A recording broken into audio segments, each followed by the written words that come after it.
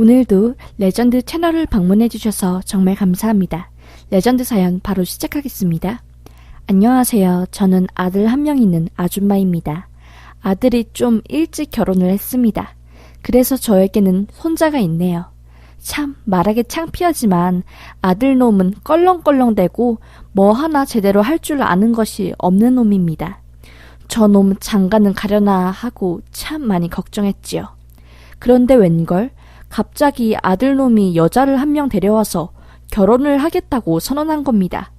평소에 엄마한테 말도 안 걸고 경제적으로 자립할 수 있는 능력도 없는 놈이 무슨 일로 결혼을 결심했나 싶었지요. 그런데 알고 보니 아들놈이 새끼가 21살 전문대학교를 다니고 있는 여자애를 혼자 임신시켰다고 하더라고요. 그 말을 듣자마자 정말 깜짝 놀라서 간이 떨어지는 줄 알았습니다. 솔직히 아들과 아들의 여자친구 인생이 걱정되더라고요. 제 눈에는 어린아이처럼 보이는 아이들이 또 아이들을 키운다니 참 눈앞이 캄캄해지더라고요.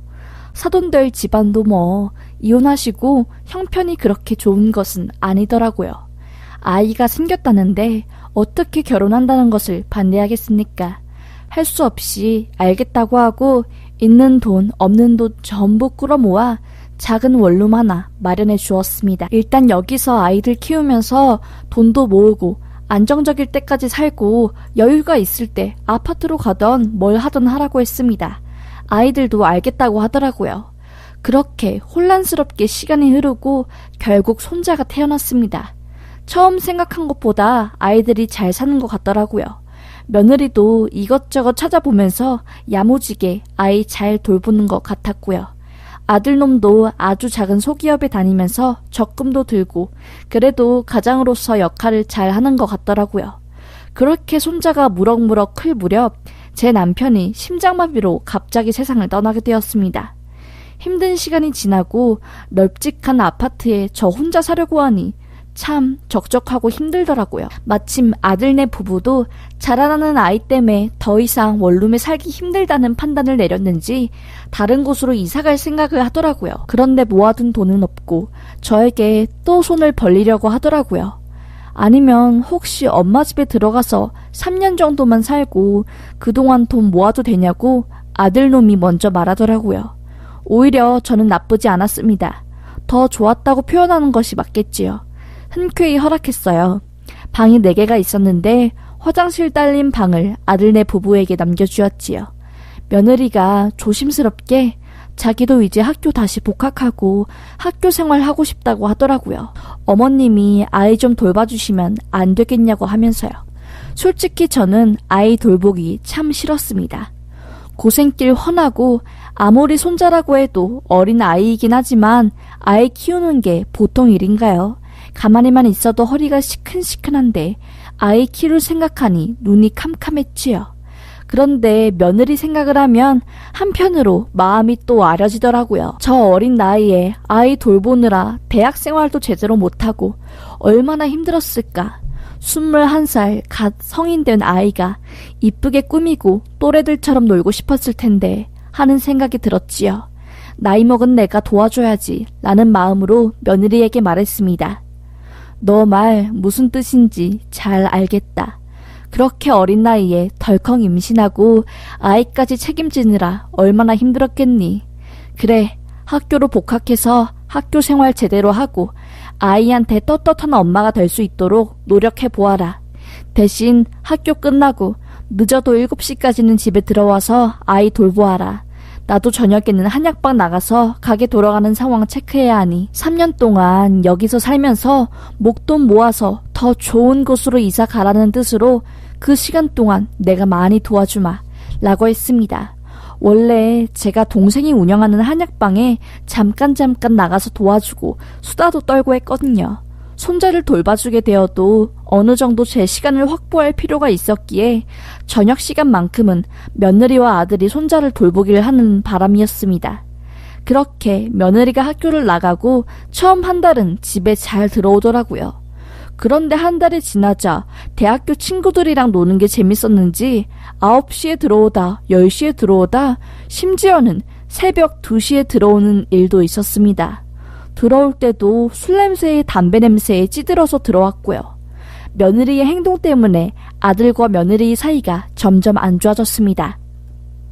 아들놈도 며느리 때문에 예민해져서 그 화를 저에게 풀었고, 며느리도 자기 현재 상황이 마음에 안 드는 것인지 뭔지는 몰라도 저에게 예의 없게 굴고 빨리 들어와서 아이 보라고 한마디 할 때면 콱 토라져서 말도 안 하더라고요. 그러다 일이 터졌습니다. 손자놈을 돌보고 있던 중 배가 아파서 화장실에 갔는데 그 사이 손자놈이 가구 모서리에 이마를 팍 받아서 피가 났어요. 울고불고 난리가 나고 병원 데려왔는데 걱정하지 말라고 잠깐 부딪혀서 상처난 것뿐이라고 혹도 일주일이면 가라앉고 연고 발라주면 된다고 하더라고요. 저는 안심했지요. 그런데 문제는 며느리와 아들이었습니다. 며느리가 집에 들어오자마자 어머, 이마가 왜 이래요? 왜 상처났어 우리 애기? 혹까지 나고. 어머니, 얘 왜 이래요? 라고 하더라고요. 저는 사실대로 말했지요. 화장실 간 사이에 혼자 놀다가 가구에 쾅 박은 모양이더구나. 병원 갔는데 크게 다친 것은 아니고 연고 잘 발라주면 된다네. 라고 하자마자 며느리가 저에게 신경질을 팍 내더라고요. 어머니, 화장실 가셔도 그렇지 화장실 간 사이에 애 위험한 상황이 빠지면 어떡하려고 그러세요? 아니 애가 뭘 얼마나 스스로 세게 박았길래 혹에 피까지 났어요? 혹시 어머니가 쥐어 박으신 건 아니시죠? 정말 속상해 죽겠네. 어머니 제발 신경 좀 써주세요. 신경 좀. 이라면서 눈을 크게 뜨고 저를 훑어보더라고요. 윗 입술은 발랑 까져서 완전 불만인 표정으로 쳐다보면서요. 저도 화가 나서 며느리한테 말했습니다. 어디서 배운 버르장머리야? 싸가지 없는 것. 너 학교 복학하고 나서부터 맨날 술 마시고 담배 냄새 풀풀 풍기고 애는 제대로 보지도 않는 것이 뭐가 어쩌고 저쩌? 시어머니가 이 정도 배려해줬으면 너도 책임감 지고 아이 길러야 될 거 아니야? 낳기만 하면 엄마가 되는 줄 아니? 너 상황 100번 1000번 이해해. 그래도 이건 아니지 라고 말하자마자 며느리는 뭐라고요? 제가 언제 술 마시고 담배 냄새 풀풀 풍기면서 왔어요.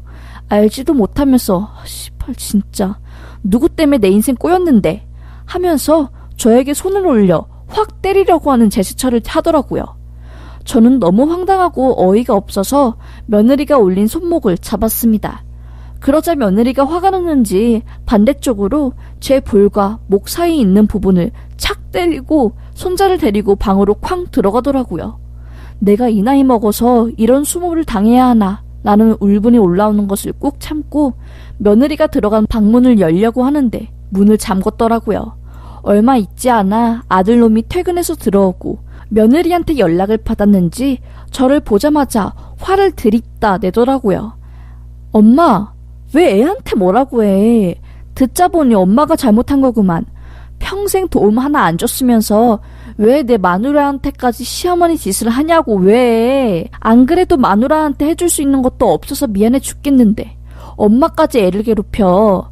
한 번만 더 애한테 뭐라고 하면 나도 엄마고 뭐고 확 뒤 엎어버린다. 조심해 엄마, 알겠어? 라고 하더라고요. 이놈이 진짜 정신이 나갔나 싶었습니다. 아들놈을 저렇게 키운 내 잘못인가 싶기도 했고요. 패륜 놈을 내가 여지껏 길렀구나, 내 탓이구나 하는 생각에 자괴감도 몰려왔습니다. 그리고 저도 마찬가지로 화를 참지 못하고 드립다 소리를 질렀습니다. 오냐 니네들 비위 맞춰줬더니 내가 만만하니? 하나 있는 며느리는 시어머니 모함하고 아들놈은 엄마 죽일 듯이 대하고 니네 내 집에서 나가! 짐 빼! 라고 했습니다. 제가 이렇게 말하자 방 안에 들어가 있는 아들놈이 소리를 지르더라고요. 나가려면 엄마가 나가! 쥐뿔도 해준 것도 없으면서 집으로 생색내? 우리 절대 안 나가. 나가서 죽던가. 내 집 되게 콱 그냥. 이라는 아들놈이 소리를 듣자마자 누가 머리를 한 대 쾅 친 것 마냥 띵 해졌습니다. 저는 그 길로 바로 가방을 챙기고 집으로 나왔습니다. 그리고 아파트 상가 부동산 사장님에게 전화했지요. 시세보다 절반으로 아파트 급매할 테니 바로 해결 좀 해달라고 했습니다. 그렇게 말하고 저는 동생네 집에서 머물렀지요. 뭐 멀쩡하고 전망 좋은 집을 시세보다 훨씬 저렴한 가격으로 급매로 내놓으니 여러 곳에서 금방 연락 오더라고요. 저는 바로 계약 체결하고 집을 팔아버렸습니다. 그때까지도 아들네 부부는 까마득하게 몰랐지요. 바뀐 집주인이 집에 찾아가고 사람이 살고 있자 누구시냐고 이 집 저희 집이라고 인테리어에서 들어갈 건데 뭐 하시고 계시냐며 계약 관련한 모든 상황들을 알려줬고 그제서야 집이 다른 사람 명의로 넘어갔다는 사실을 알게 된 아들네 부부가 연락오고 난리가 났네요. 당장 갈 곳이 없어진 아들네 부부는 다시 고시원 같은 원룸에 들어갈 생각을 하니 눈앞이 캄캄해졌는지 저에게 미안하다고 문자와 전화가 왔고 저는 사과를 받아주지 않았습니다. 그렇게 잘났으니 앞으로 엄마한테 손 벌리지 말고 한번 잘 살아봐 라고 하면서요. 저도 부동산 체결한 돈으로 저 혼자 살만한 집을 알아보고 있는 중이었거든요. 정말 다시는 아들네 부부를 도와주기 싫었습니다. 그렇게 아들네 부부와 연을 끊었고 그 집에서 아들네 부부를 쫓아내 뒤통수를 쳤네요. 아들 놓은 페루나로 키운 제 잘못도 있지만 이 나이 먹고 이 취급 당하며 사는 것보다 차라리 혼자 살겠노라 다짐했습니다. 여러분들은 저처럼 아들놈과 며느리한테 험한 꼴 당하지 마세요. 라는 사연이었습니다. 레전드 사연은 여기까지였습니다. 다른 사연들을 듣기 원하시면 뒤에 나오는 동영상 버튼을 눌러주세요. 이 사연은 제보 사연으로 신상과 관련된 정보들은 각색되었습니다. 저작권은 레전드 채널에 귀속됩니다.